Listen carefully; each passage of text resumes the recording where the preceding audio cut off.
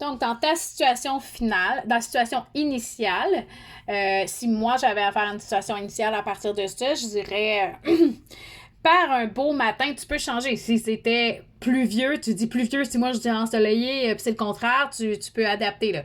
Mais bon, par un beau matin ensoleillé du mois de juillet, il y a 3 ans de cela, lorsque j'étais encore une petite fille du primaire, j'ai vécu une aventure fort excitante. Mon frère, qui s'entraînait alors pour être un joueur de basketball professionnel, fut invité à jouer contre telle équipe de Toronto. Fort excité de cette belle opportunité, moi et ma famille avions alors décidé de l'accompagner. Tout excités fûmes-nous tous d'arriver à l'hôtel. Nous imaginions la piscine, les glissades d'eau, le petit déjeuner du lendemain matin. Et après ces 8 heures de route, nous sortîmes de l'auto, enchantés de réserver notre chambre, lorsque tout à coup, élément déclencheur, tout à coup, la dame au comptoir nous regarda d'un regard désolé pour nous annoncer qu'il n'y avait plus de place à l'hôtel. Paniquée, ma mère prit son téléphone et oh malheur, il n'avait plus de batterie. Bon, tu sais, et puis et elle se mit à appeler le Sheraton. La dame du Sheraton répondit: ma mère avait eu beau lui expliquer que nous étions dans le besoin d'une chambre, rien à faire. Tu as compris, Lily, tu sais, comment j'enchaîne. Et là, d'un regard désolé, elle raccrocha. Tu sais, oui, je suis en train de faire une vidéo.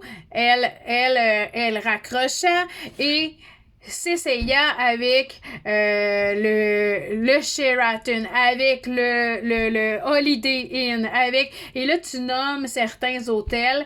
Malgré tous ces téléphones, rien à faire.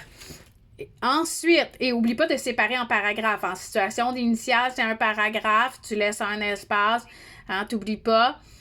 Donc, ensuite, maman, qui n'en pouvait plus, lança son téléphone dans l'aquarium et mon père, paniqué à l'idée de devoir acheter un autre téléphone, plongea la main dans l'aquarium pour sortir le téléphone de là et courut à la poursuite de maman dans le stationnement pour lui crier de se calmer, que si toute cette situation était arrivée, c'était de sa faute.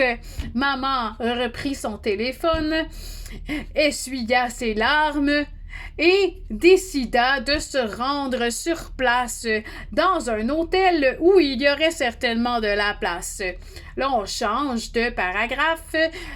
C'est alors que nous embarquâmes dans l'auto en direction du Patate Inn, un hôtel peu réputé, espérant y trouver une place. Mais en arrivant au comptoir de la réception, un vieux monsieur jouant avec un cure-dent, nous regarda d'un air totalement désolé pour nous dire que l'hôtel était complet.